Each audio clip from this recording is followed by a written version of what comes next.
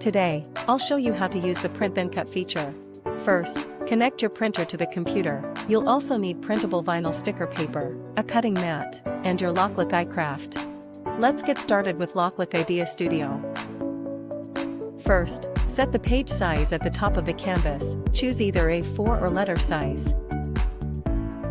Then, go to the library and select the print then cut operation type. Pick your favorite image and add it to the canvas.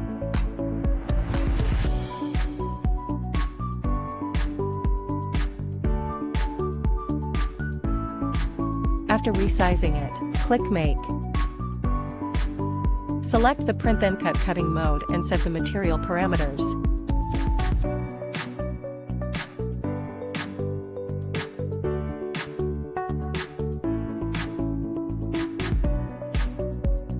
Align the left edge of the printed material with the left edge of the cutting mat.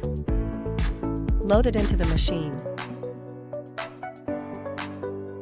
Align the white silicone ring with the black marking line.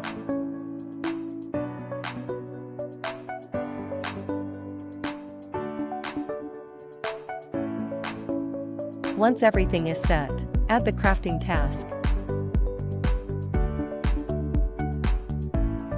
Click Start to begin cutting. If your cut is misaligned, use the Print Then Cut function calibration to adjust it. Calibration is located at Device, Machine Calibration, Loklik iCraft, Print Then Cut Calibration.